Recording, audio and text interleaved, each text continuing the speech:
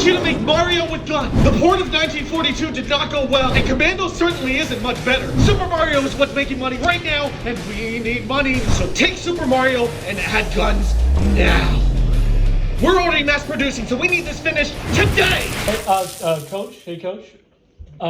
Just to offer some pushback on that, I don't think those timelines are realistic. You're saying you want us to code the entire game in a day. And wait, did you say you're already mass producing it? Like it's already being printed. How would it even be physically possible to code the game and also release the game?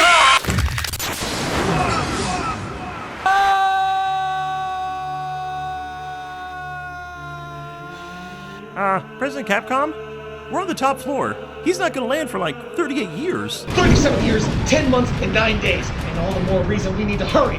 You, start making a better version of Mario. You, add guns. You, make sure that it's not a total blatant ripoff. And you, wait, someone also make the cover. Whose job is that normally? It was his job, wasn't it? His job? Of course it was. Of course it was. He had one job, and he blew it. He blew it. I'll just get my nephew to make the cover. It doesn't matter. It doesn't matter. Okay? As for the rest of you, get to work!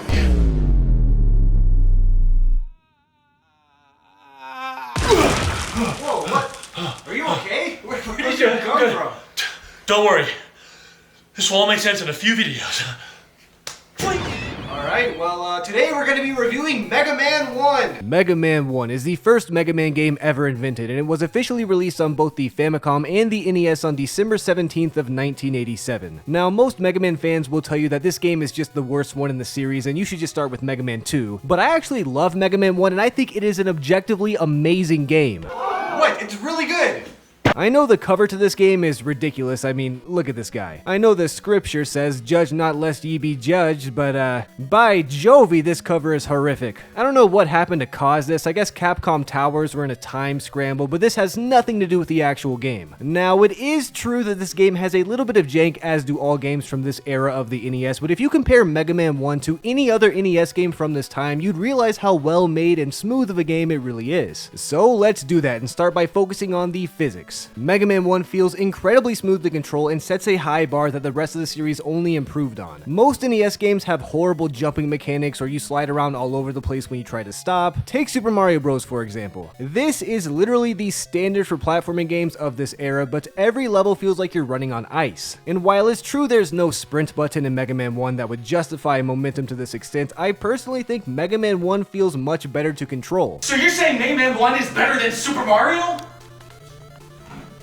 Yeah, I guess. But moving around is the easiest thing to get right. Where most NES platforming games struggle was actually the jumping. Take classics like Castlevania, for example. I love this game, but the jumping is horrible. It feels incredibly stiff and your trajectory is basically preset. And don't even get me started on going up the stairs. Ninja Gaiden has the same problem too. It is a little bit better with the jumping, and I love this game as well, but the jumping has aged horribly. Same with getting damaged by enemies. This game is amazing. I love Ninja Gaiden, all three of them, but you have to put up with so much jank and it's just aged poorly. Whereas, if we go back to Mega Man, the jumping feels the best out of any NES platformer I have ever played. It's fluid, your momentum is in your control, you can even change your direction mid-air to land on a dime. It is almost perfect. The only problem with air momentum at all is that when you're on the Magnet Beam or something, or these Gutsman platforms, the game thinks that you're mid-air, which is bad because you're constantly building up falling momentum on account of the game thinking that you're mid-air, meaning if you walk off of these platforms, you shoot down incredibly fast. But compared to the entire jumping mechanic being jank in other games, this is nothing. Mega Man's smooth controls are the main reason I think the series as a whole has aged so well, and it all started with Mega Man 1. You could hand this to someone who has never played an NES game and I guarantee they would not complain about the controls, which is something you cannot say about any other NES game, except for debatably Mario 3 or Super Mario Bros, but the momentum in those games is subjective and something you need to get used to. But enough yapping about the controls. Let's talk about what makes Mega Man 1 unique unique and special as a platforming game. This is something that's brought up a lot, and I don't think it could be emphasized enough. Mega Man was one of the first video games ever to let you choose your stage. In fact, if you Google what is the first video game with stage select, it says Mega Man, which is insane. Now, I don't know if that's true. I'm pretty sure there were some racing games on Atari or Pong consoles where you could,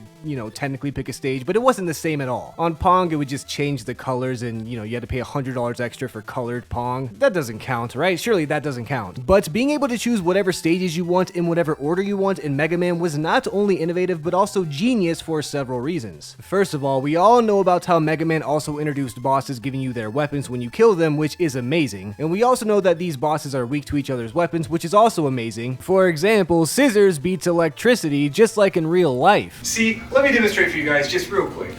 But what this did for the replay value of the game cannot be understated. This was back in 1987. NES games were all about replay value, and most of the games use one of two methods to achieve this. There's the Mario/Castlevania method of making the game incredibly difficult so it takes you forever to beat it, encouraging you to play it over and over again until you can beat it quickly or look cool while beating it to show your friends. Which is why so many NES games, Mega Man included, are considered very difficult. Ghosts and Goblins did this the most shamelessly, by the way. Once you beat that game, it literally says go beat the game again because the first time doesn't count. Like, bro literally asks for a mulligan because you beat the game too fast. I mean, I like Ghosts and Goblins, but that's ridiculous. But there's also the Zelda/Metroid approach of making the game incredibly cryptic and time-consuming to explore. This method has arguably aged a lot worse because of people's average attention span today and the fact that we have Google. But you gotta remember, back then all you had was the game and your brain, and if you're lucky, a pencil and paper to make your own map.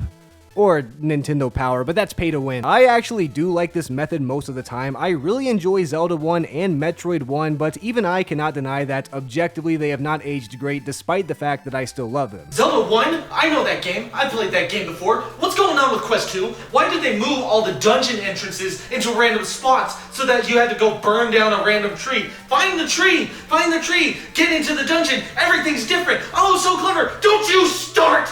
Who are you?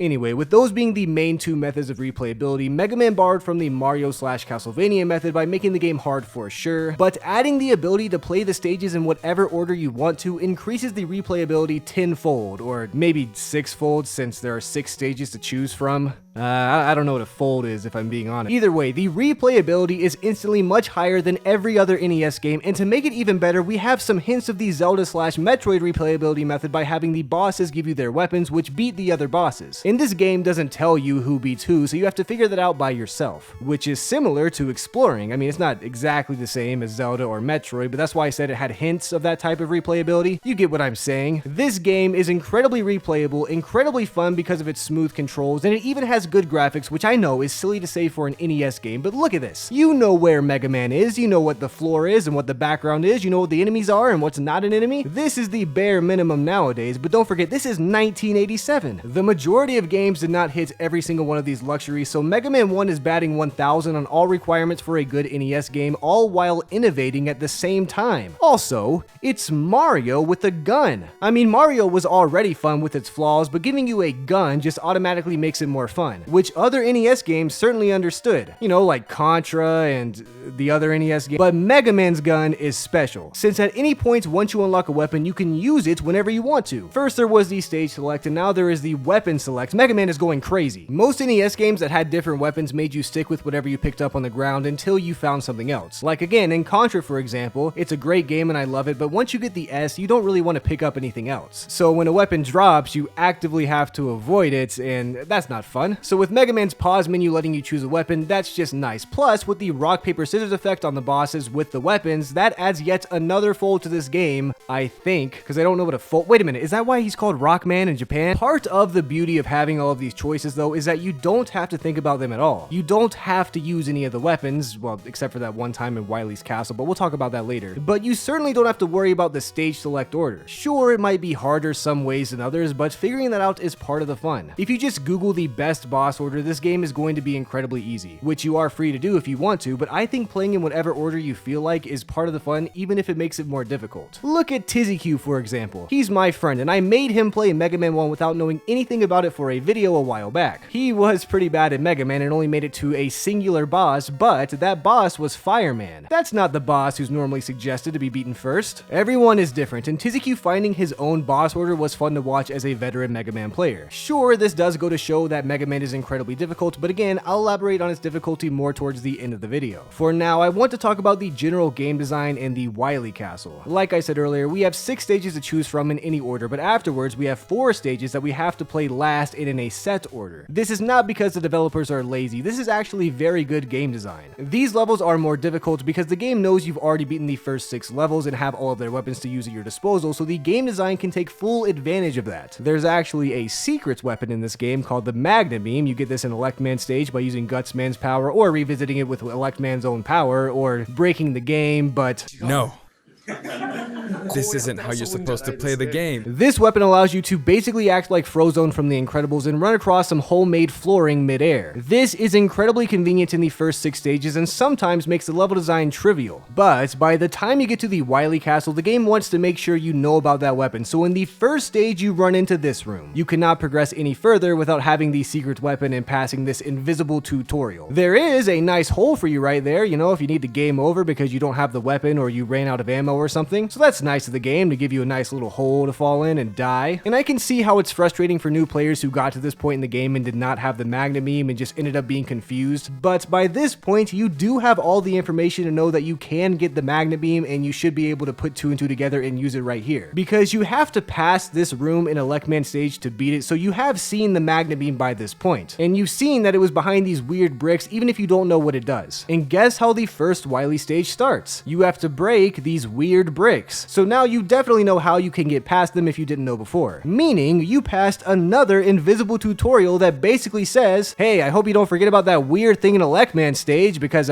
you need it. Which might seem like mean game design, but I think it's great game design, especially when we take into account the Zelda/Metroid method of replayability. Actually, if we take that into account, this is very tame. Have you played Zelda 1 or Metroid 1? They have some really mean game design. If you think this is bad, go play those games. And they're great games. I love those games. Anyway, I think Mega Man 1's game design is very well done and very well thought out, and I actually found an interview from Akira Kitamura, the lead game designer, that not only confirmed a lot of what I already thought, but also said a lot of things that I never knew. Speaking about the difficulty, he said, I'm sure you've experienced this before, but in an action game or platformer, there's often that one part in a stage where you always die, right? And quite often in those parts, it's the way the enemies act that's totally unfair and absurd, don't you think? In fact, no matter what game, it's those difficult spikes that become the bottlenecks for players and leave them with the impression that the game was too hard. And yet, at the same time, it's a fact that those tough parts also compromise some of the core gameplay in any game. Well, in order to sort it all out for myself, I decided to play a bunch of different games and study just those difficult sections, replaying them over and over. Going through all those games taught me something important though. I started to think that if I focused on more detailed, intricate enemy behavior and placement, then I could probably achieve a better difficulty balance than what action games had offered so far. So this man sat through all the most difficult, jank, cheap, and stupid difficulty spikes in gaming's toughest era, the NES, figured out what made them feel difficult versus unfair, and came out of it with Mega Man 1's level design, and it really shows. Yes, Mega Man 1 is a difficult game, but it's all about learning. If you have ever played a Mega Man game, you know that the first time you play the game, it is going to be difficult. But as soon as you beat it even once, you unlock some new kind of power, and you're able to beat the entire game in the fraction of a time it took you the first time to beat it, and quickly it becomes very easy. This isn't something that's necessarily unique to Mega Man, but I do think this effect happens uniquely fast in Mega Man because the difficulty was designed so well. I actually think Mega Man is one of the easiest games to learn how to speedrun because it is so easy to pick up in the first place despite it being incredibly difficult on the first playthrough. To me, I think that's a good thing because it makes it satisfying to actually accomplish beating Mega Man, and then even more satisfying to get good at the game and show off and speedrun, etc. And even this aspect of Mega Man was considered in the game design as it was mentioned in the same interview. Two of my personal goals for Mega Man were to create a game where all the stages could be cleared in an hour, and to make something that players would want to come back to again and again. To that end, I actually calculated the total number of stages by measuring Mega Man's walking speed and seeing how long it would take to get through each stage. I then split that up so that the first half of the game would be the Robot Master stages, and the second would be the Wily stages. This is something I never knew about the development of Mega Man, but this ended up becoming a staple throughout the entire franchise. It's also one of the many reasons I always recommend beating a Mega Man game twice before you decide whether or not you like it. Sure, the replayability of the game is a great addition to this, but even if you didn't have the stage select or the weapons, the design in the game itself is made in such a way that it's naturally replayable. All of Mega Man's other ingenious innovations and accomplishments are just a bonus. Wait, so you're saying the invention of stage select is just a bonus? Really? No, that's not exactly what I was saying. Who are you?